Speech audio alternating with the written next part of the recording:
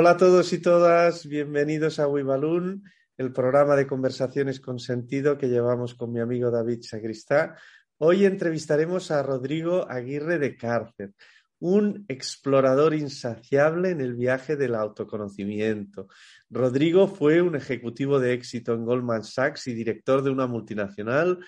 Tuvo una crisis profunda, después fue emprendedor e inversor de impacto para finalmente volcarse en su pasión por el autoconocimiento y el entrenamiento mental. Él dice que él asimila a la espiritualidad. Hoy en día acompaña a diversos grupos de personas, entre ellos grandes líderes del mundo empresarial. Algunos de ellos son los CEOs del IBEX 35. Adelante.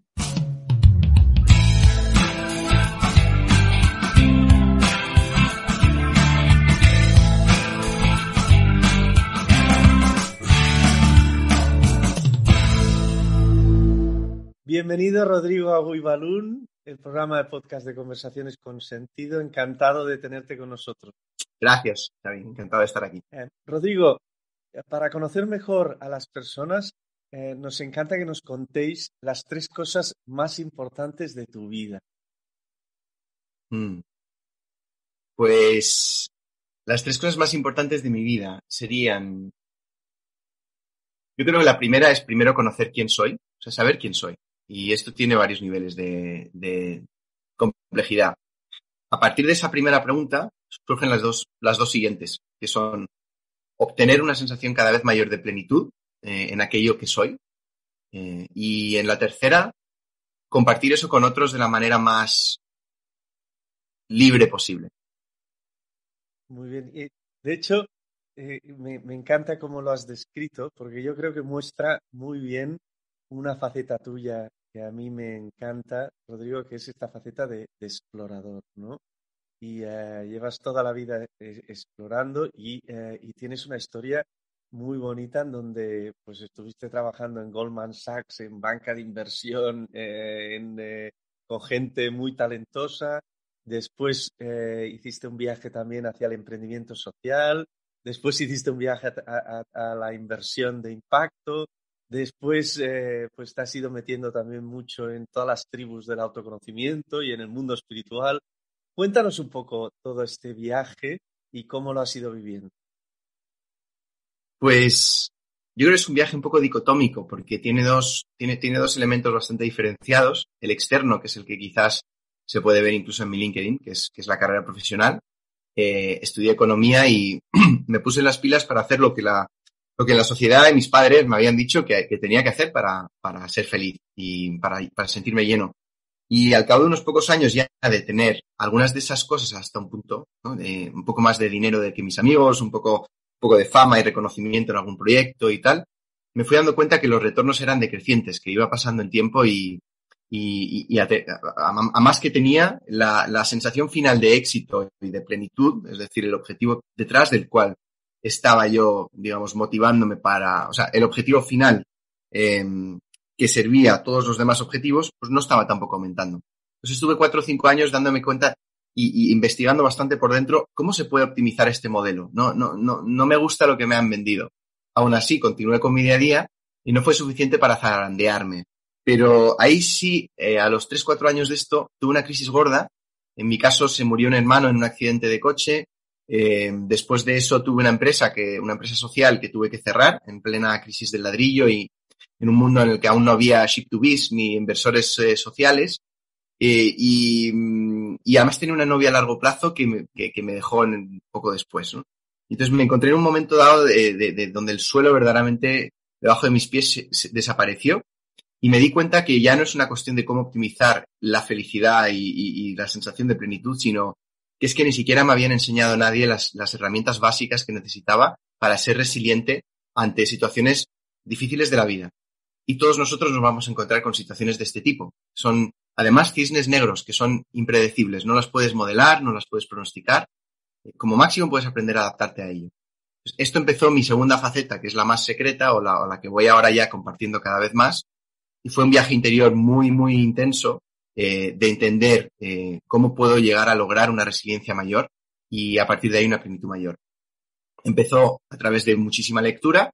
Y eso continuó, bueno, pues después de un año de lectura y darme cuenta que eso, digamos, lectura de, sobre todo, temas de espiritualidad, pero de mística cristiana, de tantra shivaíta, también ciertos psicólogos con ciertos approaches específicos, pero todo eso al final lo que me daba era una sensación de bienestar temporal, como un bálsamo que me hacía sentir bien mientras lo leía, pero no me transformaba. Y me di cuenta que este tipo de aprendizaje ya no es el aprendizaje intelectual que yo había aprendido en la universidad, sino que es puramente experiencial. Entonces ahí empecé a experimentar, en mi caso con la meditación al principio, y además con un electroencefalograma que compré de un psiquiatra en Boston, porque era ilegal aquí para personal no sanitario, y empecé a jugar con mi cerebro y a entender cómo funcionaba cuando estaba estresado, cuando estaba como en paz, cuando estaba en estados de meditación. Y esto empezó ya de verdad a consumirme, empezó a cogerme ya con mucha fuerza. En ese momento luego, bueno, estaba de director general de una multinacional, de eBay, de una multinacional de Internet, aquí en España, y me fui a mi primer retiro. Y tras 7 días con unos monjes que estaban ahí en el sur de Francia, en los que no hacíamos gran cosa, meditábamos media hora y el resto era pues trabajo, charlar, etcétera. Lo que sí que hacían muy bien era que tenían una campana o unos relojes incluso por el monasterio que sonaban cada 15 minutos. Y cada vez que sonaba, hicieras lo que hicieras, tenías que parar y simplemente pausar un instante, tomar 3 respiraciones lentas y continuar. Y esa tontería, al cabo de 7 días, me dio una sensación escandalosa de felicidad que me recuerdo viendo una puesta de sol en ese último día, darme cuenta que todo lo que había hecho en mi vida hasta entonces había sido un intento de sentir esa sensación de plenitud. Cada hora trabajando, cada euro ganado, cada relación, cada experiencia, cada viaje, ¿no? Y lo estaba experimentando más a fondo aquí que con tanto esfuerzo. Y entonces eso sí que me cogió ya con muchísimo interés. Volví, dimití del trabajo y dije, mira, no vuelvo a trabajar hasta que o me quede sin dinero o entienda perfectamente cómo se replica esta sensación. Estuve 1 año y medio más o menos así, como una vida más o menos monástica, y finalmente volví al mundo de la inversión social para hacer lo que antes faltó para mi empresa. Y por otro lado, sí que empezó una nueva misión que era empezar a compartir esto con otros, que fue paulatinamente creciendo. Empezó de una manera muy informal en cárceles aquí fuera de Madrid, después también y con algunos pacientes paliativos de cáncer, y luego con amigos, y finalmente se empezó a profesionalizar y empezaron a surgir grupos, personas individuales, entre los cuales se encuentra gente muy senior a nivel empresarial, CEOs de empresas del IBEX, personas que llevan patrimonios muy grandes en España, que lo tienen todo y que se encuentran en una fase de la vida en la que pues también se sienten un poco defraudados en cierto sentido por lo que les prometió la sociedad y están buscando una sensación de quizás de mayor plenitud y trascendencia en esa época de su vida en la que, pues bueno, ya queda quizás un poco menos. Y por último, en el Instituto de Empresa, que doy bastantes también clases de resiliencia, liderazgo y propósito. Eso es un poco, me he enrollado un montón, pero bueno, ese es el viaje hasta ahora. Bueno, déjame destacar varias cosas. Ahora apuntabas lo del Instituto de Empresa, ¿no? Una business school tradicional que enseña sobre todo management y en donde tú estás empezando a hacer cursos sobre buscando tu propósito, resiliencia, liderando desde el centro. Después también hablas de estas personas que son gente rica y exitosa y del IBEX 35 y tal, que supuestamente feliz y que sienten un profundo vacío, ¿no? Y esto, tú estás trabajando con mucha de esta gente. ¿Realmente está cambiando la sociedad? ¿Realmente, y sobre todo, esta cultura del éxito y de ganar mucho dinero y de lo material y de tal, ¿realmente tú percibes que se está produciendo este cambio? En este contexto creo que sí. Bueno, en realidad el cambio se está produciendo constantemente en todo lo que existe en el mundo. No existe nada permanente. Entonces, eso por defecto. Pero además tengo la suerte de poder trabajar con estas personas más mayores que te he comentado, pero también con personas universitarias en la universidad. Y estoy viendo lo que viene también. Y es cierto que el éxito está cambiando. Lo que antes era, quizás cuando yo salí de la universidad, que era, oye, adscríbete a una gran empresa, a una gran marca, que eso te alimente, digamos, la sensación de éxito y dinero, se está dando una vuelta cada vez más a hacer lo que te gusta, a expresar tus dones, a tener flexibilidad, a tener tiempo libre, etcétera. Entonces, algo de esto está cambiando. Yo creo que lo que no sé es exactamente a dónde va a ir cambiando, porque si hay una cosa que también sé como regla es que que no tengo ni idea de nada y cuanto más me adentro en las cosas, realmente me doy cuenta que no sé hacia dónde van a ir, ¿no? Sí siento que hay una apertura ahora que podría llegar a ser una apertura espiritual porque hay una cierta crisis ahora mismo de valores, ¿no? Parece que estamos llegando al final de un péndulo de donde ya desde hace unas cuantas décadas, pues este tema de simplemente producir y obtener, digamos, retornos materiales está fallando. Ahora, también depende luego mucho a nivel personal. Las personas, por ejemplo, que conozco que lo tienen todo, han tenido esa suerte. Maslow hablaba de una pirámide de autorrealización en la cual hay varios niveles y al principio se tiene que hablar de supervivencia y luego ya de éxito social y luego y finalmente te puedes plantear otros temas, ¿no? O sea que hay personas también que conozco que aún están totalmente en eso y bueno, y creo que es perfecto así también, ¿no? No hay ni mejor ni peor. Lo que está Y claro es Rodrigo, que... estos Perdóname. CEOs del IBEX, Sí. que ahora comentabas, que claramente han tenido éxito a nivel profesional, que probablemente tienen una familia y que probablemente pues están allí subidos en lo material. Realmente cuando empiezas a trabajar con ellos y cuentas esto de que sienten este profundo vacío, ¿no? ¿Cuál es el camino que tienen que recorrer y cómo consiguen verdaderamente conectar con aquello que les dé sentido, con aquello que les haga feliz? Es decir, ¿cuál es el tránsito que tienen que hacer y cómo les acompañas en ese tránsito y hacia dónde tienen que ir, ¿no?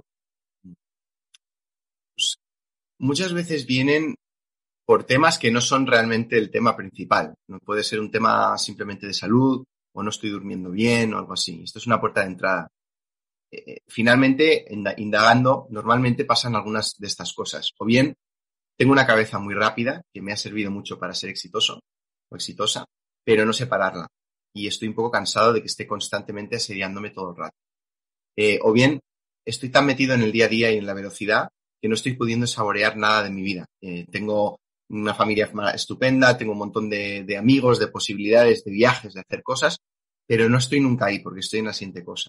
A veces también es un tema emocional y es cuando se despiertan ciertas emociones me vuelvo otra vez un niño pequeño o una niña pequeña y con todo lo que he aprendido y todo el éxito y el poder que tengo, de repente tomo decisiones muy poco estratégicas, muy reactivas. A veces me falta una sensación de propósito, simplemente. ¿No? He conseguido todo lo que quería a un cierto nivel, pero cuando me voy a un nivel anterior, me veo finalizando mi vida y no sintiéndome realizado o realizada por lo que he hecho, ¿no? Entonces, eso depende, ¿no? de cada uno. Pero lo que solemos abordar al principio es la necesidad de encontrar espacios de silencio durante el día donde uno puede recargarse, donde uno puede dejar que la mente verdaderamente se recicle y el cuerpo también, que muchas veces vienen con temas físicos que se han ido desarrollando a lo largo de los años por estrés. A partir de ahí solemos entrar también en el mundo de la mente y ver que la mente en el fondo pues es maravillosa como herramienta y es maravillosa para trabajar, pero no es el mejor consejero a nivel de felicidad. Está programada para una cosa, que es la supervivencia biológica. Y hasta que la biología se adapte al hecho de que ya no vivimos en una jungla con tigres, van a pasar muchos miles de años. Entonces, o aprendemos a liberarnos de ella o nos va a llevar siempre por ese tipo de terreno conflictivo. Una mente como velcro para lo negativo y como teflón para lo positivo y tiene su sentido, pero no, ya está desactualizada. Entonces, el arte de deshacer creencias limitantes, de entender cómo estamos viendo el mundo de una forma muy pequeña en base a unas pocas experiencias que hemos heredado de nuestros padres, que hemos vivido, es importante. Luego la tercera es hablar de emociones, ese enorme conocimiento que nos ofrece nuestro inconsciente y el umbral entre el consciente y el inconsciente que se pone el mundo emocional, que es simbólico, que es corporal y es otro tipo de cosa, no es mental. Y muchas veces tenemos las emociones muy rechazadas. Hemos avanzado mucho a nivel intelectual, pero a nivel emocional nos hemos quedado casi todos en los 11 años. Pues hay mucho que aprender ahí y es importantísimo para gestionar mejor equipos, para poder tener más empatía y entender mejor a tu mujer, a tu marido, a tus hijos. Y por último nos adentramos ya en una parte de autoconocimiento normalmente, donde empezamos a ver quién eres tú verdaderamente, ¿no? ¿Cuáles son los roles y personajes que has ido adoptando en tu vida? Y verdaderamente eso eres tú o hay algo que va más allá. Y esto abre un camino hacia la trascendencia, quizás más hacia incluso el misticismo, la espiritualidad, que algunos traversan y otros ya se quedan en ese lado del puente. pero bueno, más o menos esa es la estructura. Entonces, hablas mucho de la mente en clave negativa, ¿no? Un poco, y yo, la verdad, en el mundo del autoconocimiento, a medida que hemos ido entrevistando gente, detecto que hay muchos expertos que, sobre todo los que tienen un lado más espiritual, que tienden a ver la mente como una cosa negativa, que hay que desprogramar y de la cual hay que liberarse para conectar con uno mismo. Y en cambio hay mucha otra gente que habla de la mente en positivo, de que si aprendes verdaderamente a pensar bien y a tener criterio y verdaderamente a tomar las decisiones adecuadas en tu vida y a ser una persona, pues la mente es la herramienta más potente que tienes para ser feliz, ¿no? Entonces, eh, hay que desprogramarse primero para programarse a continuación. Son dos cosas que se hacen al mismo tiempo. ¿Cómo funciona esto? Es muy interesante ese tema y yo creo que ambas valen. También depende de distintos niveles en el camino, ¿no? Y no digo a nivel de superior o inferior, pero en mi caso, por ejemplo, he necesitado y ahora te cuento mi visión de las dos, ¿no? Pero he necesitado desprogramar primero y para eso sí he tenido que alejarme un poquito de mi mente y no de una forma antagonista, pero sí darme cuenta que mi mente no me estaba sirviendo muchísimas veces al propósito que yo verdaderamente quería. Ahora en el punto en el que estoy, no veo absolutamente nada como negativo y mucho menos la mente. Todo, o sea, no pienso en términos de negatividad y positividad, ni bien ni mal. Entonces, en ese sentido no veo la mente como algo con la que hay que luchar, pero tampoco veo nada como algo con lo que hay que luchar. Creo que existe el camino tradicional de la psicología, por ejemplo, ¿no? Donde uno coge y dice, pues mira, tengo una serie de pensamientos y creencias, algunas de ellas son neuróticas, no están adaptadas a la realidad. Y cuanto menos adaptadas estén, más voy a sufrir, ¿no? Entonces, limándolos y adaptando mi ego, mi personaje, mis creencias, pues puedo vivir una vida mejor. Incluso hay partes de la psicología, como la psicología positiva, que dice, mira, si tienes pensamientos negativos, pues trata de dejar esos más de lado y potencia tus pensamientos positivos, ¿no? Me parece que es una vía muy válida y muy útil para mucha gente y para ciertas partes incluso de un camino más contemplativo. En mi caso, lo que me ha interesado más no es ir tanto por ahí, aunque he estado con un psicoanalista 4 o 5 años antes de empezar en este camino, con lo cual ha sido una parte fundamental de este mismo camino, ¿no? Pero en algún momento dado me dejó de interesar ya tratar de mejorar, digamos, la mente, porque tal cual la veo, la mente en sí está programada por un programa que es una aberración frente a la realidad última de las cosas. Y aquí estoy ya yéndome a un lado un poco más trascendente, pero el mero hecho de ver la realidad como la vemos es una interpretación y es una interpretación basada en una programación que busca la supervivencia.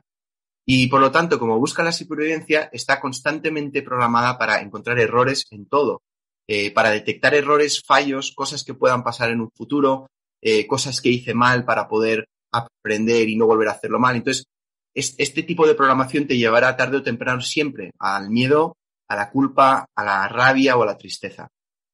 Entonces, bueno, yo creo que hay un lugar un poco para las dos cosas. Y finalmente lo bonito es que con este tema de desprogramar para programar, a lo que puedes llegar es a encontrar una identidad dentro de uno que no tiene que ver con lo que piensas, que no tiene que ver con la imagen que tienes de ti. Es otro lugar muchísimo más amplio. Es tan amplio, de hecho, ese lugar que incluye completamente todos los otros niveles. Espero no ser demasiado abstracto, pero en unas pocas palabras es una sensación de amor tan grande que incluye perfectamente también todas estas pequeñeces humanas que tenemos, todas estas limitaciones, todos nuestros miedos, y no tienen por qué irse. De hecho, son extremadamente hermosas en su fragilidad y en su temporalidad, porque sin duda el estado humano para mí es un estado temporal que estamos transicionando constantemente y no parece un lugar muy permanente. Incluso dentro de la misma raza humana hay muchos tipos de experiencias en este mismo planeta a día de hoy en cuanto a la paz y plenitud que siente uno, la visión de vida que tiene uno u otro. Y yo no sé hasta qué punto, si hubiera vida en otras partes del universo, esa vida sería tan rica y variada como la humana. Me parece que es un estado de mucha transición, una especie de intermedio. Y Rodrigo, te tengo que reconocer que me ha parecido muy friki lo del tener un encefalograma, de coger un encefalograma y medirte en tus diferentes estados, ¿no? Y entiendo que cuando, por ejemplo, estás en un estado de amor y conexión y plenitud y contemplación y tal, entiendo que deben haber unas ondas cerebrales, ¿no? Y cuando estás con el miedo, las lamentaciones, la culpa, las preocupaciones y todas estas nubes hacen que las ondas cerebrales sean otras, ¿no? Entonces, esto va el proceso de observarse y ver cuando estás con el cielo despejado y ver cuando estás con nubes y entender cuáles son esas nubes y entender cada una de esas nubes y entender que son tuyas y las emociones que hay en cada una de las nubes y qué producen esas nubes y intentártelas sacar de encima para intentar vivir todo el día con el cielo y sin nubes. Ese es el que, conectado con el amor y estas cosas que decía, ese es el camino. Mm. Bueno, no siento que vaya tanto por ahí. Bueno, lo del electroencefalograma en el fondo es una curiosidad para, sobre todo cuando yo necesitaba también datos más racionales, ¿no? Ahora no me fío tanto de eso, sino de mi propia experiencia. Me da un poco igual, en muchos casos, lo que dicte la ciencia o no, es una exploración propia y muy interna. Eh, Esta analogía que haces de las nubes y el cielo, te la traspaso a una muy parecida, que es una hoja de papel con palabras. Imagínate un libro, ¿no? Eh, Al principio, durante mucha parte de mi vida, yo leía simplemente las palabras de ese libro. Estaba, de hecho, tan inmerso en las palabras que me olvidaba que estaba viendo una página. Cuando uno lee un libro, estás a veces tan inmerso en la historia que te olvidas que hay papel ahí detrás, ¿no? En un momento de mi vida me dejó de interesar tanto las palabras y empecé a interesarme mucho por ese cielo, por esa página en blanco que hay detrás de las palabras. Hasta un punto en el que hubo épocas en las que me obsesioné un poco con eso. Un estado dentro de mí que es previo a los pensamientos, que muy lejos de lo que decía Descartes de pienso, luego existo, no, en realidad existo primero y lo estoy experimentando en distintos momentos de mi día en los que no hay ni siquiera pensamiento, pero hay una sensación de existencia tremendamente plena, por cierto. Y luego hay pensamientos por encima sobrevolando que pintan emociones. Entonces, durante un rato estuve con ese lado de la página. En un momento dado, eso era una fase intermedia. Hacía falta desprogramar, hacía falta encontrar identidad fuera de lo que pienso, porque si no vas andando por la calle y cualquier persona te propone una idea, oye, mira lo de Rusia, lo que va a pasar, ¿no? Y de repente te entra un miedo y te pinta toda tu experiencia. No hay elección sobre qué pensar o qué no pensar. A partir de cierto momento de mirar mucho la página se hace un poco aburrido también, porque también tienes unas palabras ahí y son maravillosas, ¿no? Hay nubes y es maravilloso ver el cambio de las nubes, el cambio de las estaciones y que tienes preferencias a algunas y a otras. Entonces, hay una llamada a volver, pero en este caso ya no es a volver a la palabra, sino a volver a la palabra y a la página a la vez. O sea que en este caso el cielo y las nubes a la vez, sin olvidarte nunca de que el cielo siempre está azul detrás y desde esa seguridad que te da poder disfrutar de todos los cambios que hay en el clima. Eh, las palabras son son objetivas, es decir, por ejemplo, nos tenemos que indignar todos ante la guerra de Ucrania. Las palabras son algo solamente de uno. Las emociones que existen son emociones que todo el mundo, si hay un asesinato, tenemos que sentir una gran pena en un momento dado una cosa está mal o está bien, o todo es relativo, y cada uno tiene su propio libro, con sus propias palabras, con sus propios relatos, sus propias narrativas, su tal. Es decir, hay una verdad objetiva. Igual me estoy poniendo un poquito filosófico, pero me ha gustado mucho esta metáfora del libro y las palabras y decir, cada uno tiene sus propias palabras y oye, hay gente que tiene nubes y hay gente que no, y hay gente que tal, y lo importante es encontrar cuáles son las tuyas y entender que hay el libro detrás, ¿no? O verdaderamente existe algo que podemos decir que es objetivo. Es decir, esto es así, ¿no? Lo que hace la ciencia, ¿no? Decir, oye, venimos de aquí, la teoría de la relatividad no se puede poner en duda, ¿no? Y es verdad y punto, ¿no? ¿Qué dirías aquí? Me hacen mucha gracia estas preguntas, me gusta porque casi nunca hago entrevistas y todo lo que hago ha sido siempre de momento muy, muy boca a boca y entonces sigo un cierto proceso con cierto cuidado porque hay algunas verdades verdades, cosas que yo me he dado cuenta, en realidad mejor dicho, que pueden ser un poquito, que pueden generar cierto rechazo, ¿no? Entonces, bueno, como me lo preguntas, yo tengo que contestar honestamente. En mi experiencia, cuanto más indago en mis propias creencias, más me doy cuenta de que todo es una interpretación subjetiva. Por lo tanto, a un nivel de creencias y de mente no hay una verdad objetiva. Es decir, todo lo que yo pueda decir o pensar es una interpretación subjetiva.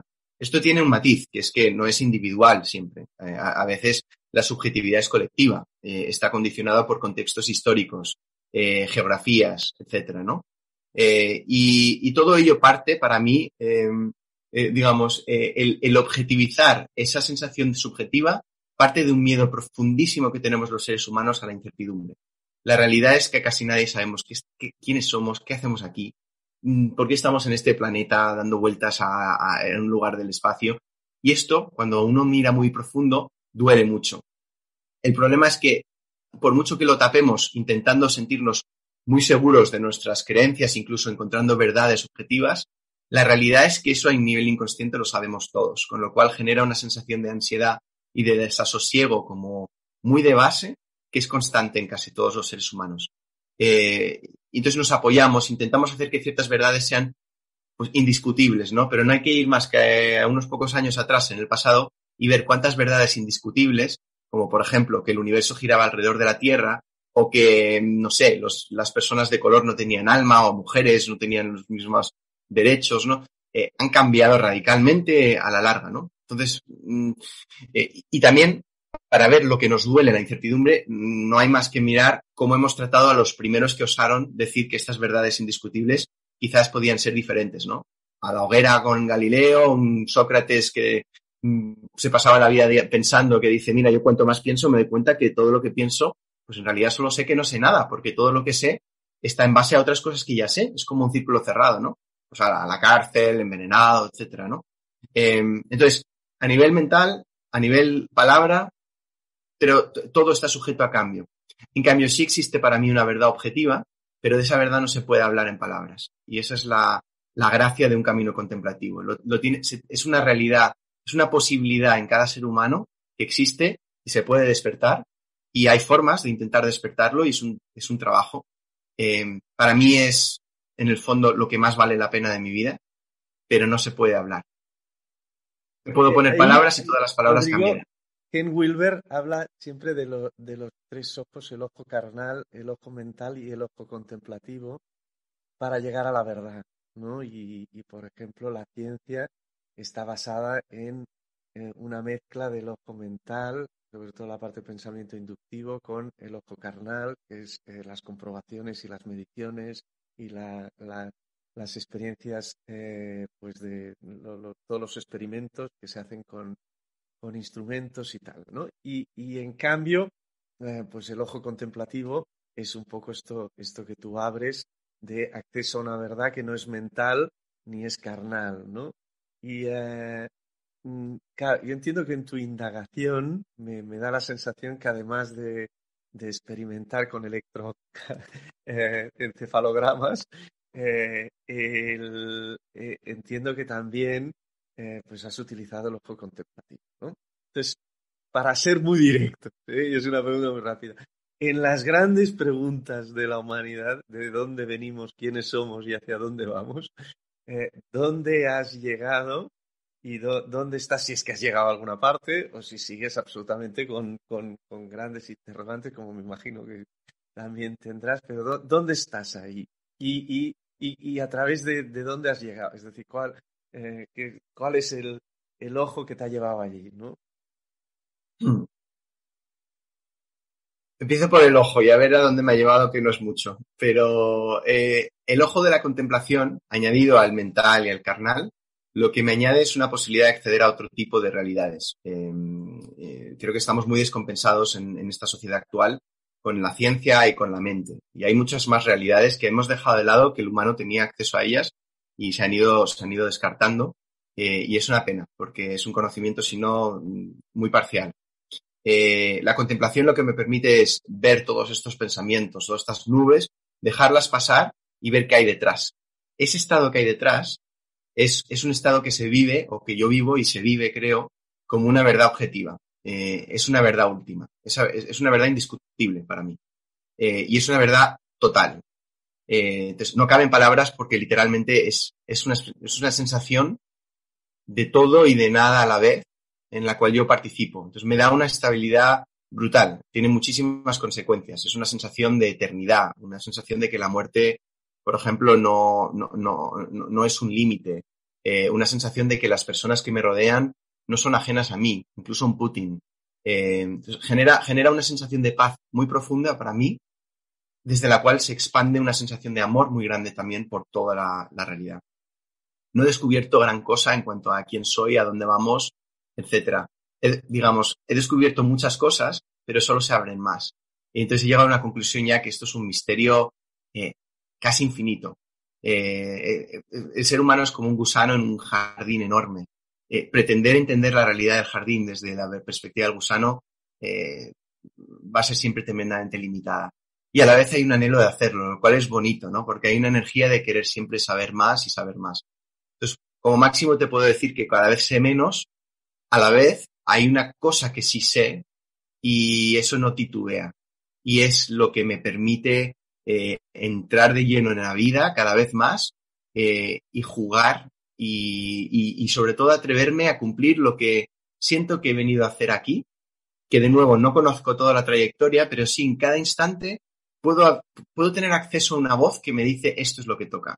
Y luego ya pues se trata de, en mi caso, el tener el coraje de seguir esa voz. Pero ahora estoy muy en eso. No veo que el esfuerzo sea necesario en esta vida. Los animales, la naturaleza no se esfuerza. Incluso una gacela corriendo delante de un león no se esfuerza. Es una cosa puramente bioquímica, es lo que es, ¿no? En cambio, el ser humano es el único que genera una sensación de esfuerzo por lograr más, por ir más, por perfeccionarse más. Y creo que hay un camino de perfeccionamiento y de enorme impacto que nace desde la absoluta facilidad, de escuchar por dónde van los vientos, de ver por dónde va el río y de dejarte llevar con eso y nadar en favor de la corriente, ¿no? Entonces, eso sí que es algo que al irse disolviendo tantas preguntas y tanta necesidad de entender desde la mente, lo que me queda más es sentir lo que hay en este momento, ver por dónde va el viento y dejarme llevar. Es una sensación muy gozosa de servicio, digamos, de servicio a la vida, digamos, a la humanidad, a mí mismo, el escuchar esa voz y permitirlo. Esto, Rodrigo, que lo podríamos de alguna manera, y aquí las palabras siempre son muy peligrosas, porque podríamos hablar de camino espiritual, ¿no? Y de espiritualidad.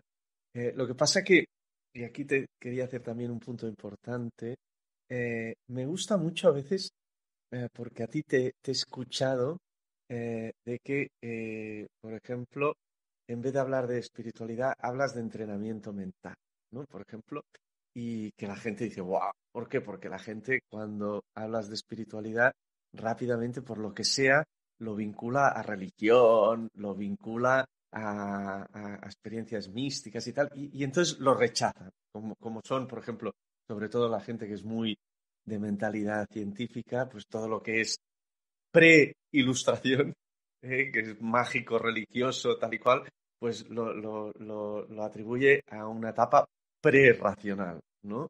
Y a veces esto también Ken Wilber habla de lo transracional, ¿no? Que es, es que no estamos hablando de eso, no estamos hablando de religión, no estamos hablando de tal, estamos hablando de contemplación, de una vivencia personal, no estamos hablando de una creencia que nos están dando, sino que estamos hablando de una vivencia propia que experimentas cuando llevas a cabo la contemplación, que la contemplación también hay muchos caminos, ¿no? Entonces, bueno, y entonces tú dices, entrenamiento mental. Y bueno, entrenamiento mental es una cosa que la gente científica y tal, pues esto ya les gusta mucho más, ¿no? Entonces, pero, ostras, no sé si todo el mundo espiritual estaría feliz con ponerle un sinónimo a espiritualidad en entrenamiento mental, ¿no? Entonces, y esta vivencia que cuentas, entiendo que también es muy complicada de transmitir en palabras, ¿no? Y un poco, yo creo que sí, o se vive o es muy complicado después explicarlo, ¿no? Entonces, ¿qué podrías decir aquí? Rodrigo.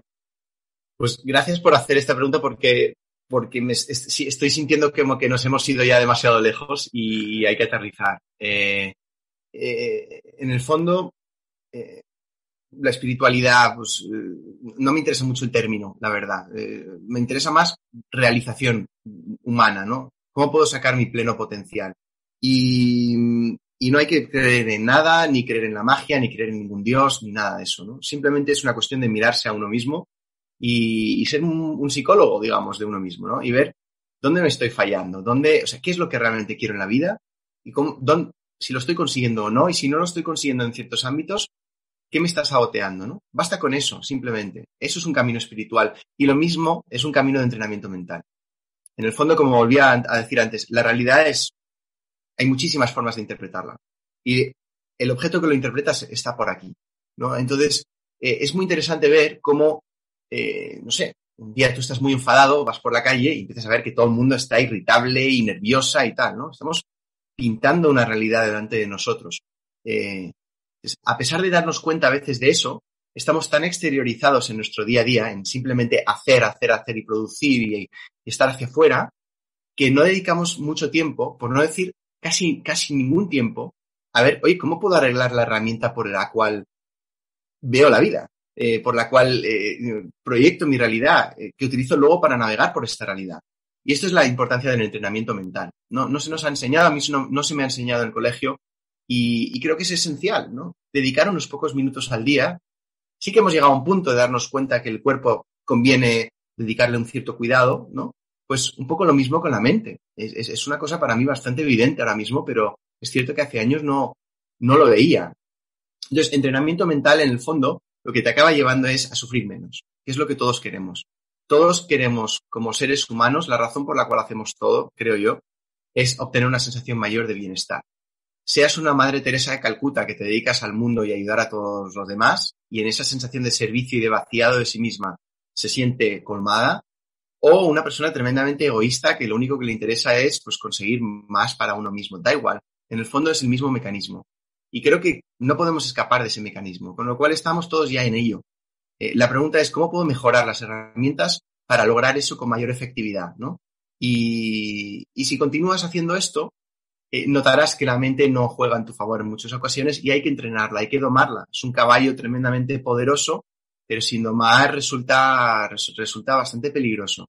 Y cuando hablo de mente, hablo de emociones también, porque la emoción es simplemente la consecuencia de creencias que tenemos en la cabeza que se empiezan a sentir en un cuerpo humano, ¿no? A nivel físico.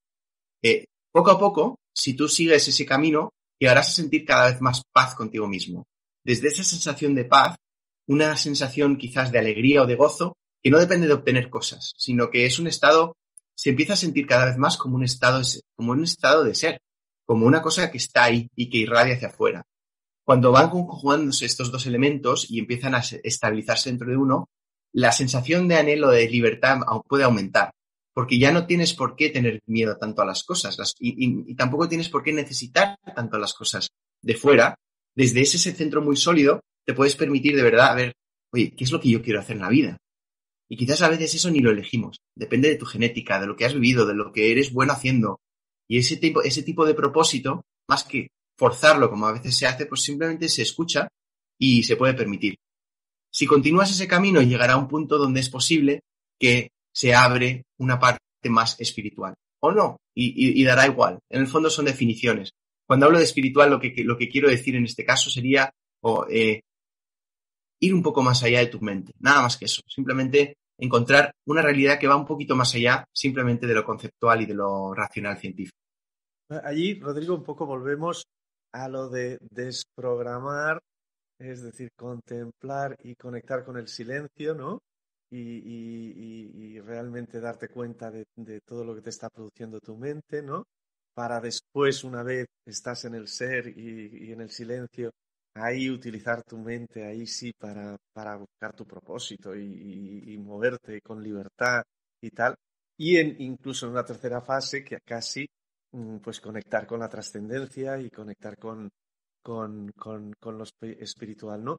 Y ahí, un poco, entiendo que tú, la herramienta principal que utilizas es la meditación, que, bueno, a día de hoy se está poniendo muy de moda con el mindfulness y ahí también te oigo cuando te oigo hablar, lo digo, hablas mucho de energía, ¿no? Hablas mucho de meditación y de energía en todo este proceso, ¿no? Entonces, esto a nivel práctico, para la gente que se lo pueda imaginar, ¿no? Cómo funciona. La gente vincula mucho, yo creo, meditación a dejar la mente en blanco, ¿no? Y a energía la gente lo vincula mucho a cuando estás haciendo deporte o cuando tal cual, ¿no? Entonces, bueno, las palabras, volvemos otra vez a las palabras y a la confusión de las palabras, ¿no? Es decir, ¿qué quiere decir meditación para ti? Y qué quiere decir energía para ti? Y cómo actúan en todo este proceso que estás contando, ¿no? Mm. Bueno, primero la meditación no es la única cosa que trabajo. O sea, en mis grupos, cursos y tal, es una herramienta más. Pero si fuera a elegir una, me parece que es quizás una de las más poderosas, por no decir la más poderosa, porque puede generar enormes cambios en el cerebro, y esto está estudiado científicamente, en muy poco tiempo, a muchos niveles. Entonces, para mí la meditación es el arte o sea, o el entrenamiento, es como ir al gimnasio, de con cierta constancia pararte y ver los pensamientos que tienes por tu cabeza, las emociones que hay, y durante esos pocos minutos no entrar dentro de cada uno de ellos compulsivamente, ¿no? ¿Qué voy a hacer para cenar esta noche? Ahora me meto ahí. Y llevo media hora y me paso media hora pensando en comida cuando quería estar trabajando o lo que sea, ¿no? Eh, Tampoco rechazarlos, porque tienen pleno derecho de estar ahí. Es encontrar un intermedio en los que voy dejando que pasen simplemente, como esas nubes que están en el cielo.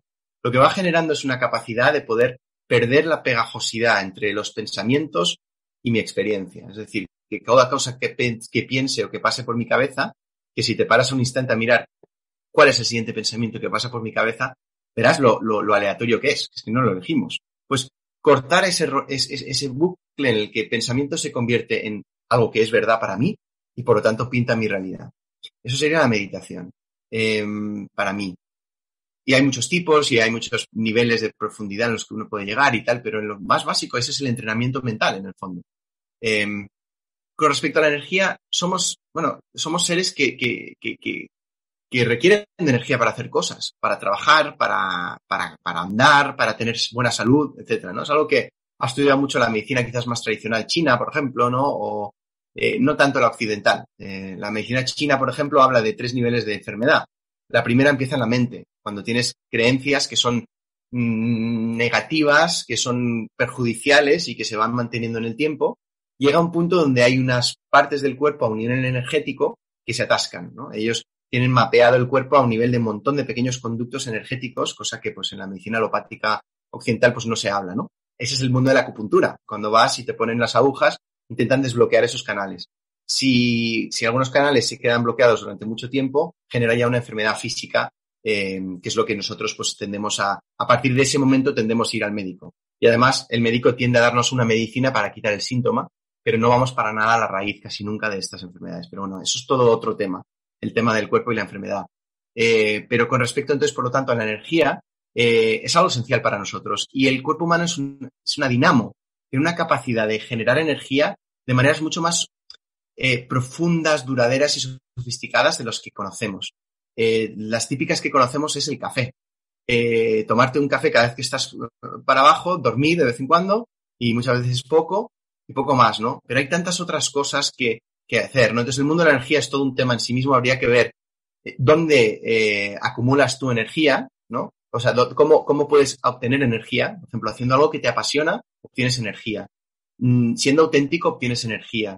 Conectando a veces con la naturaleza, también obtienes energía. Haciendo ejercicio físico, bailando, moviendo el cuerpo.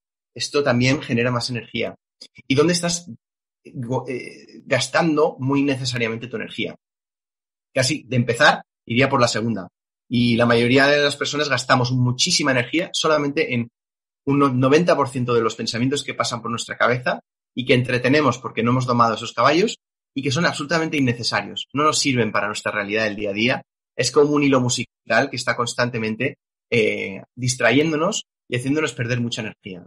Si te vas a un retiro por ejemplo, de 10 días que alguna vez hago de meditación en las que procuro estar 10 días sin pensar, o sea, sin entretener un pensamiento, vienen muchos, pero no los sigo, pues al cabo de ciertos días empiezas a ver que tienes una energía increíble en el cuerpo. Podrías dormir 2 horas y no necesitas más. Podrías no comer prácticamente y no necesitas comer, ¿no? Entonces, es muy interesante ese tema de la mente.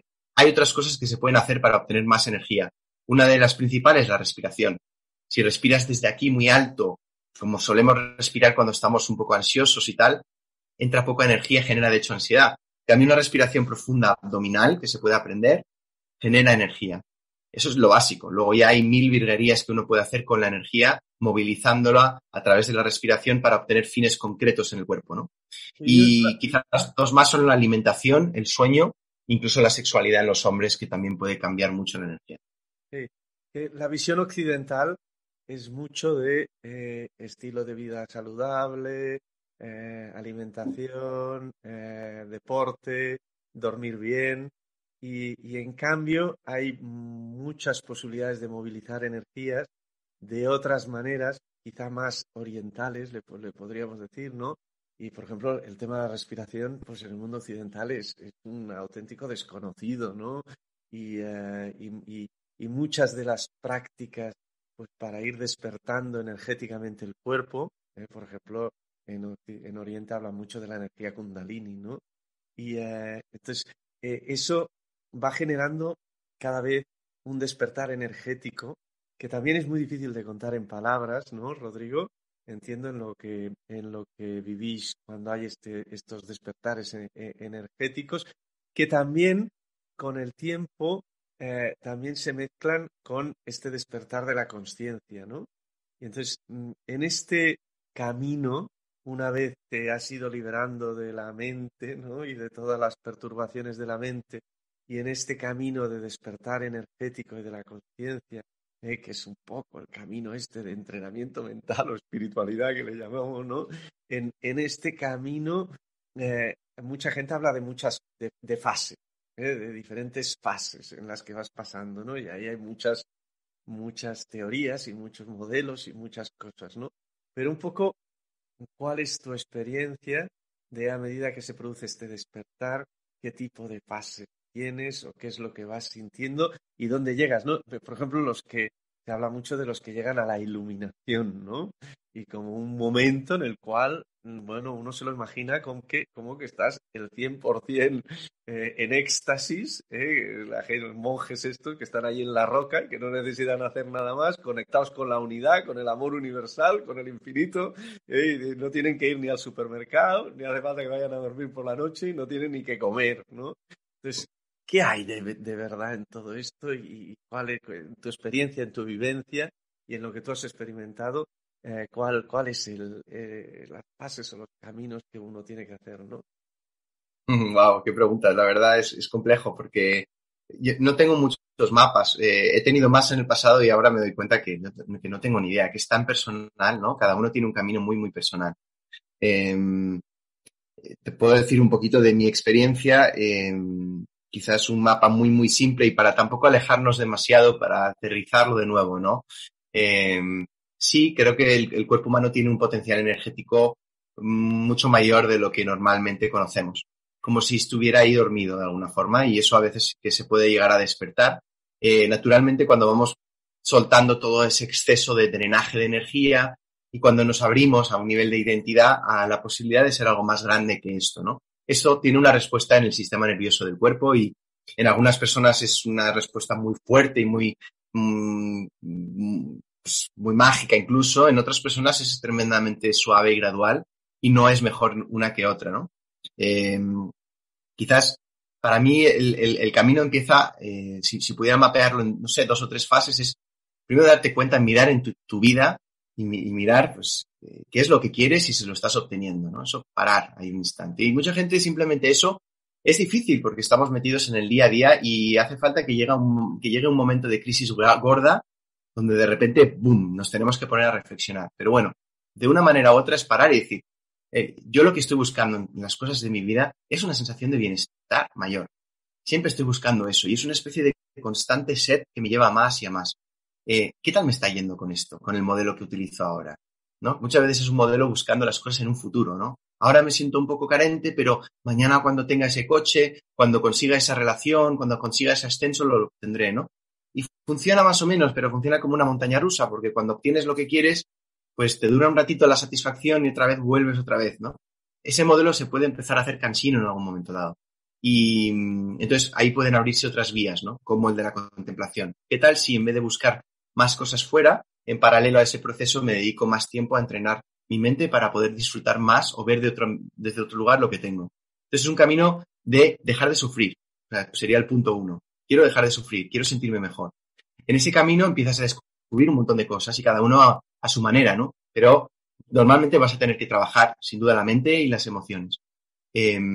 Y finalmente, es posible que en ese camino también te vas a tener que dar de bruces, quizás en un segundo nivel, por ponerlo, pero no hay niveles ni hay orden, en conocer quién eres tú.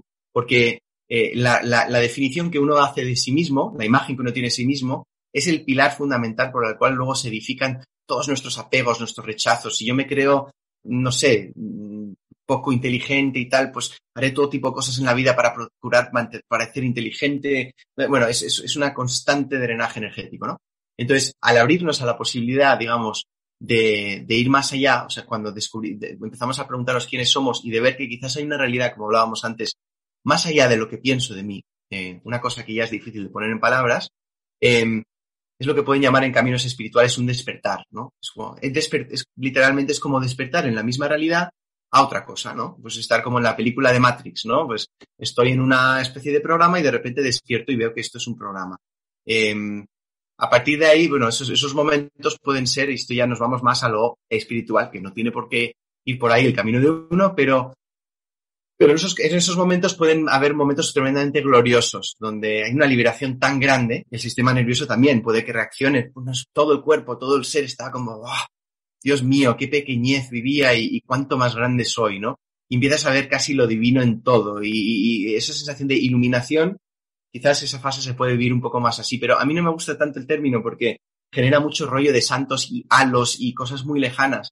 Me gusta más la liberación, sensación de liberarte de tu programación mental. Y eso genera una experiencia, y es una experiencia que es muy grata, ¿no?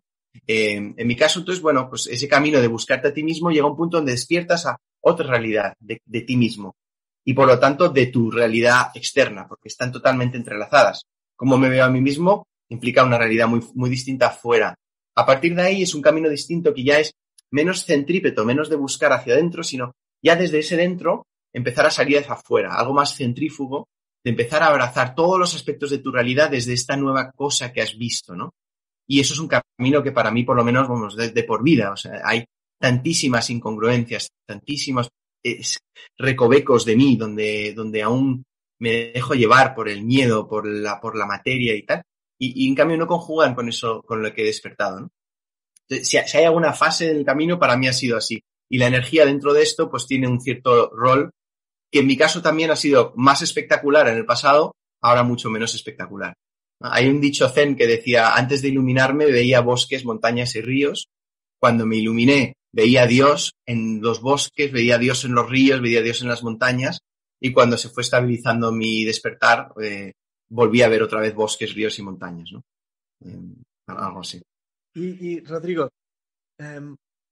todo este camino muchas veces es criticado por muchos como un cierto, es decir, el autoconocimiento como un proceso individual, narcisista, de mirarse al ombligo a uno mismo, de dejar de conectar con valores, como puede ser el compromiso con la sociedad, como puede ser cosas que te dan sentido y para las cuales estás luchando, y entonces de alguna manera pues te evades y te empiezas a mirar a ti mismo y solo a ti mismo y en cómo evolucionas tú mismo y es como una un individualismo creciente. Hay mucha gente que critica todo el movimiento del autoconocimiento desde esta perspectiva, ¿eh? Incluso en el mundo espiritual también se habla mucho del narcisismo espiritual, ¿no? Del mirarte tal.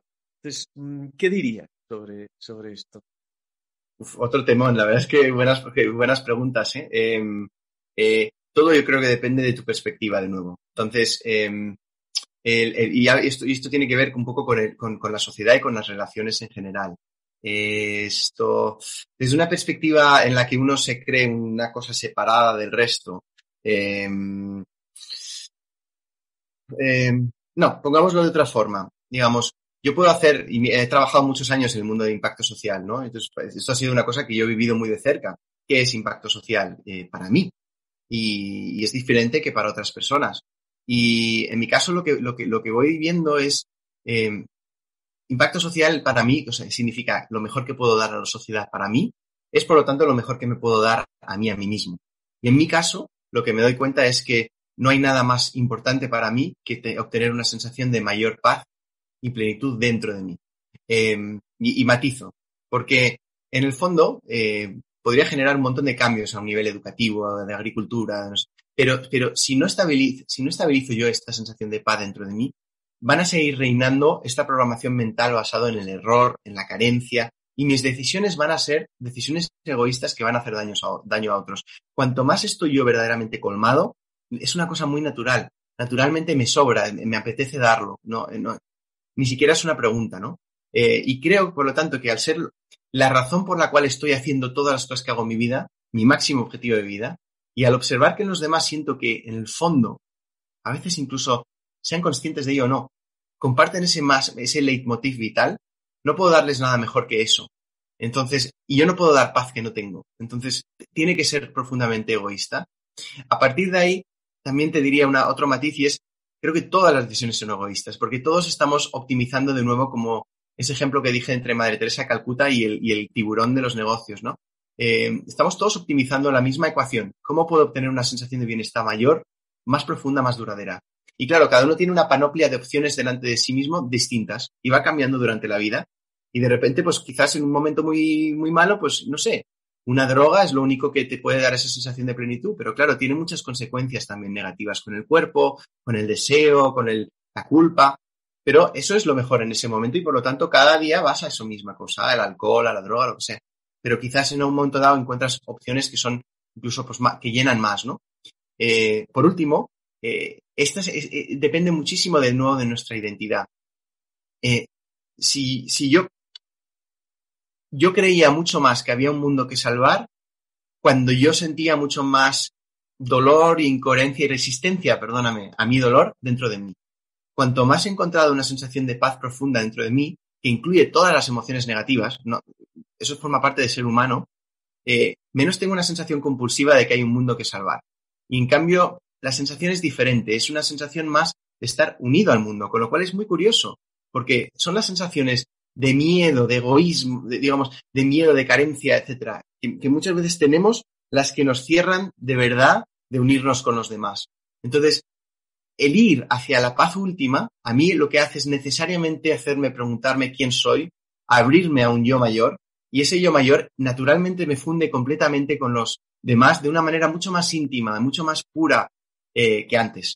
Con lo cual, lo que es el egoísmo se convierte en una especie de altruismo absoluto, de una forma completamente natural, y, y entonces es como que el ego se expande, digamos. Entonces ya no puedo considerar solamente mi realidad para optimizar mi ecuación, sino que la ecuación ahora se optimiza con mi realidad, pero también con la tuya y con la de otras personas, porque en el fondo me siento como íntimamente unido a todas las personas.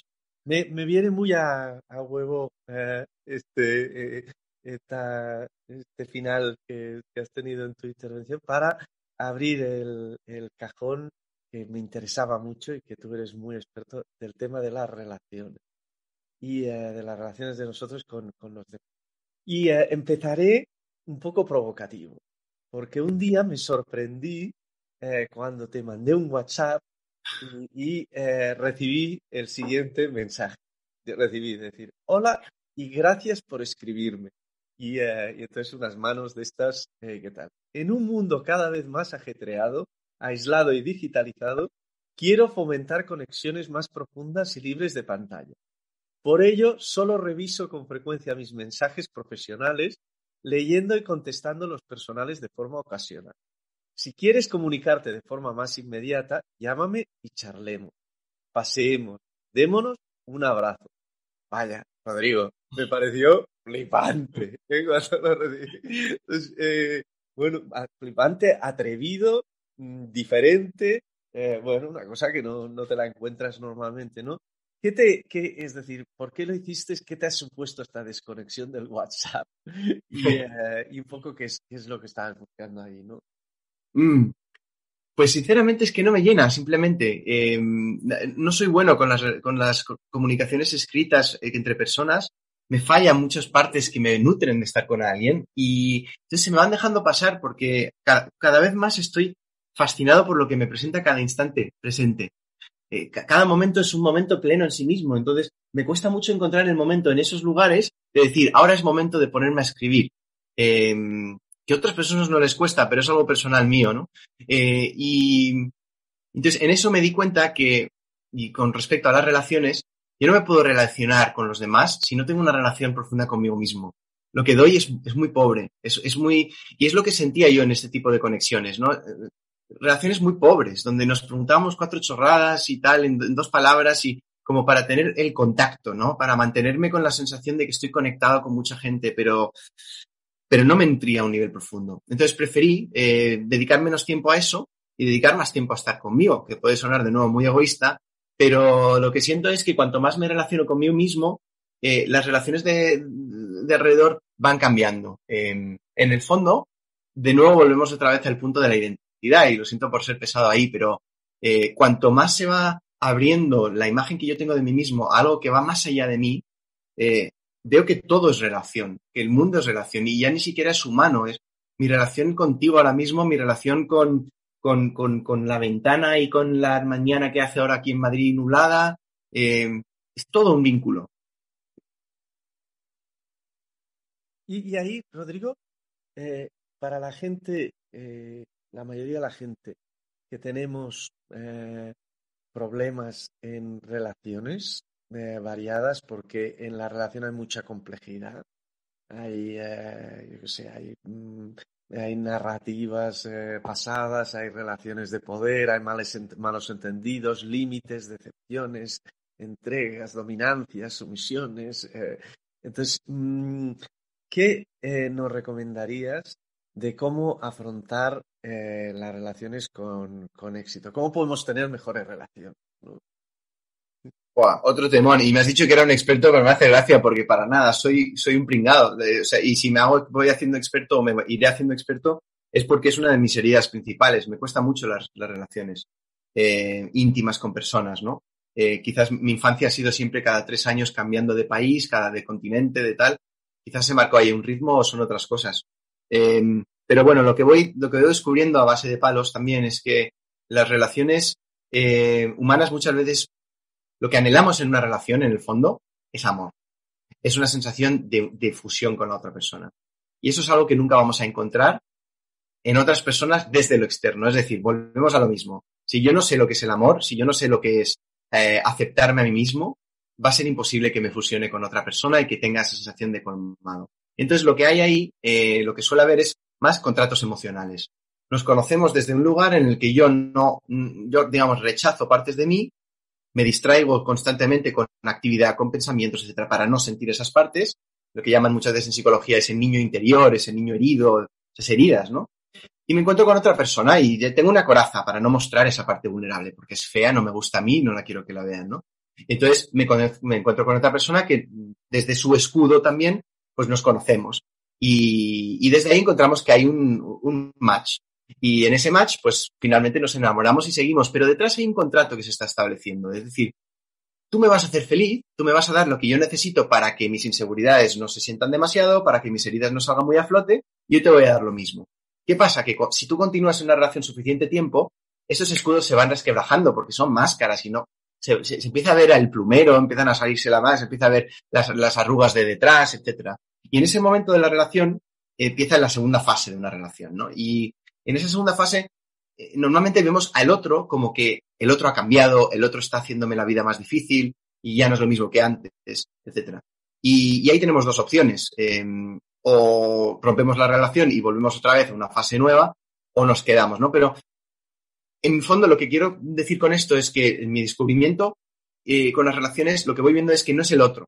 Que nosotros estamos, de nuevo, la mente es la que ve lo que hay alrededor. El otro es una panda de átomos y neutrones y protones. Todo lo demás lo estoy pintando yo a muchos niveles de filtro mental, ¿no? Con lo cual está hablándome de mí el otro. Y eso es un gran cambio. El salirse de pensar que el otro o el COVID o el Putin o lo que sea tiene el poder sobre mi felicidad y empezar a darme cuenta que yo soy el pleno soberano y responsable sobre mi felicidad. Y a partir de ahí cambia muchísimo las relaciones, porque todos los demás, lejos de empezar a ser tus verdugos, se empiezan a convertir en tus maestros, en tus espejos, en personas que te muestran cosas que tú solo no verías ni de broma. Necesitas a la otra persona que en esa proyección que tú haces ves todo lo que has ocultado dentro de ti, porque solo no lo ves. Y lo empiezas a ver a través del otro.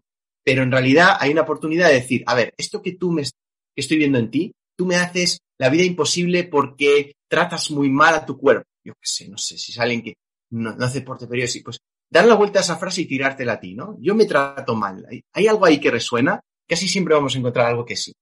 Entonces ahí tenemos algo que trabajar. Entonces volvemos otra vez al egoísmo para poder dar. Salte de ahí, vuelve a ti y desde ahí podrás dar más, ¿no? Y si no, la alternativa es no poder entrar nunca en intimidad, que es en el fondo lo que anhelamos en una relación.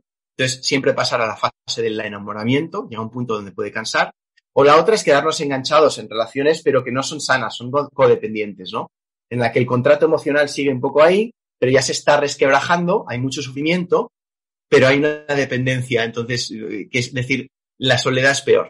Entonces nos tenemos que quedar aquí. Y entonces se generan ahí polaridades, pues, el padre o sea, por ejemplo, la madre y el niño, o el rechazador y la dependiente. Digo esto, pero el género da absolutamente igual, pueden estar invertidos, ¿no? Entonces, pues el uno se alimenta al otro en unos patrones donde pues yo cada vez que tú quieres más de mí, yo me hago evitativo y me voy. Y entonces pues estamos sufriendo los dos constantemente porque yo siento que tú me estás atosigando y tú sientes que yo no estoy cuando me necesitas, ¿no? Pero ninguno de los dos nos vamos y marcamos un límite porque nos da demasiado miedo estar con nosotros mismos, que es la soledad. Entonces, de nuevo vuelve otra vez todo a uno mismo. Y ahí has hablado de espejo y cómo los demás, cuando te perturbas con alguien, sea tu jefe, un amigo, una pareja o quien sea, que tú en principio culpas a los demás de tu perturbación y en cambio lo que es un espejo de quién eres, ¿no? Y del tipo de relación que tienes ahí con tal, ¿no? Entonces, cuando hay relación con los demás, ¿no? Que uno piensa que está comunicando, ¿no? A mí me gusta mucho y últimamente lo he visto el tema este de las profecías autocumplidas, ¿no? Por ejemplo, pensamos que le caemos mal a alguien y le acabamos cayendo mal. Porque el cuerpo no engaña y entonces un poco muestras y comunicas lo que piensas, ¿no? Y entonces, y de ahí, por tanto, es muy difícil comunicar si no has hecho este trabajo interno, ¿no? Entonces, bueno, has explicado un poco cómo hacer todo este trabajo interno, ¿no? Pero mi pregunta también es, ¿se puede entrenar a las personas para ser más empáticas y para poder conectar y tal? ¿O es algo que viene de serie? ¿O es algo también que en el momento en que se ha hecho el proceso de autoconocimiento y un poco lo que decías ya llega de manera natural? ¿Qué dirías ahí, Rodrigo? Hombre, creo que todos partiremos con bases distintas de empatía. Se está viendo a un nivel más académico que entrenar la empatía requiere un entrenamiento muy joven a nivel de niños. Dentro del mundo del impacto social se ha estudiado bastante esto en algunas organizaciones, pero la empatía naturalmente va creciendo y no creo que haya que... bueno, hay muchas vías en realidad, no lo sé. Quizás hay una vía, por ejemplo, hay varios cursos dentro del budismo de fomentar la compasión y hay prácticas para fomentar la compasión. Eso genera empatía. Empezar a ponerte en el lugar de la otra persona, meditaciones donde, por ejemplo, empiezas a ver a personas que quieres delante de ti, ¿no? Se llaman meditaciones de metta en budismo. Personas que quieres delante de ti, empiezas a sentir ese amor y tal, y luego vas poniendo personas neutras delante de ti. y aunque pues no les conoces bien, pues también sientes que compartís una misma condición humana, que te apetece que les vaya bien, y luego finalmente traes a tus enemigos e incluso entiendes, ¿no?, que están haciendo lo que pueden y que están tomando decisiones que a veces son dañinas, pero también lo serán para ellos, ¿no? Eso es una. Pero el camino que yo estoy siguiendo es más, de nuevo, uno mismo. Si yo quiero sufrir menos, naturalmente voy a tener que entrar en mis emociones. Que eso es el termómetro más honesto de cómo estoy. Y al ir abriéndome a mis emociones, abriendo esa sensibilidad y abriéndome a albergarlas de una manera que no reaccione tanto con ellas, muy naturalmente me he hecho, y me estoy haciendo, a mi pequeño nivel, más sensible a las emociones de los demás. A niveles incluso sobrenaturales a veces, que no sabía que era ni posible, ¿no? La capacidad de verdad de saber cosas en otras personas, simplemente sintiéndolas. Entonces, y es bonito hacerlo desde ahí, creo, porque también fomentar la empatía sin que tengas una conciencia de serenidad y paz para ello, también puede ser difícil. Conozco personas que han desarrollado mucho la empatía de forma muchas veces accidental, por emergencias que han tenido, digamos, espirituales, que llaman, o momentos que se les abre el corazón y no pueden con todo el dolor que hay ahí en el mundo, ¿no? Ayer estaba hablando con una amiga que está viviendo la realidad de estas personas en Ucrania ahora mismo y le está hundiendo el dolor. Entonces, es un juego ahí entre abrir el corazón a los demás y también abrir nuestro espacio de conciencia que pueda albergar todo eso, ¿no? Claro, claro. Rodrigo, tendríamos que ir acabando, pero tengo dos preguntas más que no puedo estar de lanzártelas. Y una tiene que ver sobre un ámbito del cual también podríamos estar hablando mucho tiempo y lo tendremos que hacer muy breve, que es el tema del propósito. Y cómo encontramos nuestro propósito en la vida, cómo saber lo que queremos de verdad, soñar demasiado es peligroso o no, dónde nos tenemos que situar, cómo conectar con aquello que nos mueve, ¿no? ¿Qué nos dirías ahí, tanto para la gente que está frustrada porque muchas veces nos está haciendo como los CEOs estos del IBEX, tal, que nos dan o como la gente a veces que es demasiado soñadora y que, oye, que es demasiado, es decir, que piensa demasiado y que se pega unas leches del copón y entonces se ajusta a las expectativas. Es decir, ¿cómo trabajar bien tu propósito y cómo conectar con tu propósito, Rodrigo? Vale, muy breve, que es un tema largo también, pero yo creo que se está forzando mucho el tema de saber qué es lo que quieres hacer y sacar lo mejor de ti mismo a día de hoy. Y en el mundo millennial, donde hay la sensación de tantas posibilidades ahí en el aire, es abrumador y genera algo que creo que no ayuda, que creo que cierra y genera muchísima presión, ¿no? Para mí la forma de abordar el propósito no es tan activa o no es tan masculina en ese sentido de voy a saberlo, sino más femenina, voy a escucharlo, voy a recibirlo, ¿no? Y para mí el propósito tiene dos elementos, dos tipos de propósito. Hay un propósito interno, que hemos hablado ya varias veces hoy durante la charla, ¿no? Un propósito que es nuestro leitmotiv vital, el máximo objetivo por el cual hacemos las cosas. Todos compartimos este mismo propósito, encontrar una sensación de bienestar y paz mayor en mi vida hasta el punto de, ojalá, un día encontrar una sensación de saciedad, de tener suficiente, de plenitud. Entonces, ese es el primer propósito. Entonces, si yo me estoy frustrando, por ejemplo, pues porque no estoy consiguiendo hacer el trabajo que quiero o lo que sea, pues vuelvo al primer propósito, porque si no consigues el primer propósito, aunque seas extremadamente millonario, etcétera, como has dicho, no vas a sentir que eres exitoso, no vas a sentirte pleno. El segundo propósito es un propósito externo. Y ahí sí es una cosa que es más individual, digamos, es como que si fuera un río de la vida, a través de cada uno de nosotros se mueven pequeños riachuelos. Y tampoco siento que lo elijamos del todo. Esto es una cosa que va viniendo un poco pues, por nuestros deseos, nuestros talentos y tal, ¿no? Y entonces, ese río, más que forzarlo, es una cuestión simplemente de escucharlo. Es una voz que todos tenemos acceso dentro. El problema es que esta voz no es fácil de escuchar en un estado de mental donde no ha habido entrenamiento, porque hay otras voces que son muy fuertes y la callan. Hay la voz mental que nos exige, que nos dice que tenemos que hacer, que estamos haciendo mal, que estamos perdiendo el tiempo. Hay la voz instintiva de las emociones que dice que no tenemos suficiente, que necesitamos más, ¿no? Y esto es un susurro. La voz del propósito es un susurro que nunca impone, que nunca usa la lógica, que siempre sugiere, es fugaz e inmediata, como una intuición, como pregunto y me viene. Y viene siempre desde un lugar de paz. Por lo tanto, si no he conquistado primero una cierta paz, es muy difícil de hablar de propósito. Entonces, lo bonito es que el propósito interno lleva al externo. Si yo estoy en paz y siento una sensación cada vez más sólida de paz y plenitud dentro de mí, naturalmente voy a estar más sensible a escuchar y va a haber algo dentro de mí que dice, oye, ya que estás tan en paz, ¿por qué no haces lo que viniste a hacer aquí? Que es en el fondo lo más fácil, lo que más te va a dar una sensación de realización. Entonces, lo haces.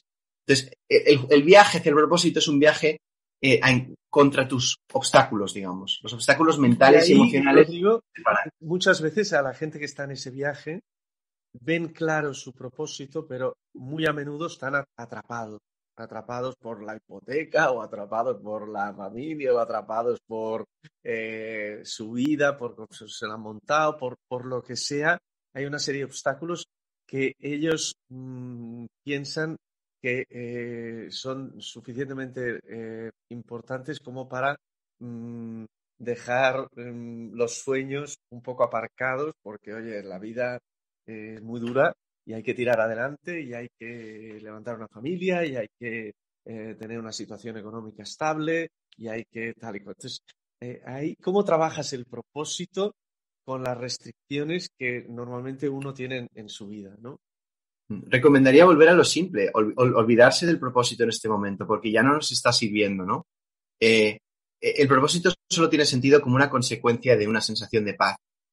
Todo lo que hacemos es para obtener una sensación de paz. Entonces, ahora coger el propósito y convertirlo en algo que me genere culpa, que me genere frustración y tal, es un mal uso, digamos, de la mente. Entonces, volver a lo simple, decir, mira que tengo una mente que me sabotea y entiendo por qué. Y lo hace de miles de maneras, incluyendo el utilizar el crecimiento humano o espiritual como una forma más de sentirme mal. Olvidarte de todo y volver a cómo puedo elegir paz en este momento, y para eso, pues, hemos hablado de la meditación, pero hay más herramientas a un nivel mental o emocional que se pueden llegar a hacer. Sí. Ahí importante que ser un poco más humilde en el sentido de entender bien en este momento, en la circunstancia en la que estoy, cómo me puedo mover, que sea razonable y que me haga sentir bien, ¿no? Eso es. O sea, en el fondo, esta mente que nos hace sentir muchas veces erróneos es una mente que también nos hace sentir muy separados. Y nos hace sentir como que tenemos el poder nosotros, personal, de hacer lo que nos da la gana en la vida. Y es algo que está además muy de moda, y la ley de la atracción y yo no veo las cosas así. Consigue todo lo que quieras. Está muy en el mundo espiritual, ¿no? También de medita en lo que quieras y te llegará. Y lanza una intención al universo y si le pones suficiente meditación, te acabará llegando, ¿no? Sí. Y hay algo de verdad en eso, pero tiene que venir desde otro lugar. O sea, yo no siento que estemos desconectados los unos de los otros. Yo estoy íntimamente ligado ahora mismo con muchísimos factores, con todo lo que me estás diciendo, con el hambre que tengo que no he desayunado, con millones de cosas. Entonces, el hecho de decir que yo tengo el poder de decir, esta tarde voy a estar en Valladolid, que voy a dar una clase en esta empresa, pues me parece que cuando lo miro es mentira, porque hay tantos factores, que el tren no falle, que no me caiga ahora, que no me atropelle un taxi al salir, etcétera, etcétera. Entonces, empezar a ver la vida más como una red, como si estuviéramos en el Amazonas, en una barquita, y tenemos un timoncito. Pues usa el timón lo que puedas, pero nunca te creas que eso va a hacer que si quieres ir a la derecha cuando el caudal del río va a la izquierda, vas a ir a la derecha, ¿no? Te evitarás mucha frustración y mucha sensación de aislamiento y soledad. Muy bien, muy bien. Rodrigo, está siendo súper, súper interesante, pero ahora sí que tenemos que terminar, y me gustaría terminar con una pregunta muy facilita para todos aquellos que nos han escuchado y que les ha gustado lo que les hemos contado. ¿Cómo le recomendarías de dar el primer pasito? Es decir, ¿dónde tendrían que empezar para caminar en la dirección que hemos apuntado? ¿Qué les diría? Pues de nuevo, no lo sé, porque hay tanta variedad, cuanto más veo, que decir una cosa para todos, pero para elegir una, volvería a la meditación. Diría, intenta sacar un cierto tiempo para encontrar el gusto de meditar. Al principio puede costar un poquito, pero y si lo haces con alguien que te pueda guiar al principio, igual es interesante, porque quizás aceleras bastante coger el gusto, y luego ya se convertirá en un hábito como lavarte los dientes, que es el día que no lo haces te sientes un poco como peor, ¿no? Y para empezar, Rodrigo, ¿qué suele ser? ¿10 minutos, un cuarto de hora, media hora? Yo diría que un cuarto de hora estaría muy bien, entre un cuarto de hora y media hora. Y luego hay micromeditaciones de 6 minutos que se pueden hacer, que yo muchas veces comparto con alumnos o con personas con las que trabajo, para hacer en el día a día, en el trabajo, en el coche, cuando sales de la oficina antes de ir a casa. Momentos en los que voy soltando todo mi pasado de ese día y me vuelvo a refrescar. Y luego, pues no lo sé, a mí, cuando he tenido que diseñar esto, al pensar en justamente esta pregunta, para mí lo mejor es hacer un pequeño viaje, un viaje interior, me refiero, y no simplemente coger una herramienta. Lo que a mí me ha ayudado más es un approach de varias cosas, ¿no? Entonces, por ejemplo, los cursos que yo hago aquí en Madrid, pero también a veces puede hacer alguna cosa en Barcelona, o las sesiones individuales van por ahí. Es la meditación y varias cosas a la vez. Entonces, no sé, si alguien quiere echar un vistazo a eso, tengo una web totalmente desatendida en rodrigoaguirredecárcer.com, pero ahí están mis datos de contacto, creo, mi móvil y email, y me puedes escribir y podemos verlo, ¿no? O ver cómo se adapta a uno. Hay gente que de repente, no sé, son bailarines, necesitan una forma totalmente metida con el cuerpo, no pueden estar quietos sentados 15 minutos, ¿no? Pero bueno, la meditación como una cosa es la que elegiría. Rodrigo, ha sido un lujo y un placer compartir este ratito contigo. Lo mismo digo, Xavi, de verdad, gracias. Me han encantado las preguntas. Se nota que has hecho mucho trabajo interior tú también y nada, es un gusto poder llegar a ese nivel de profundidad. Un placer, Rodrigo. Gracias.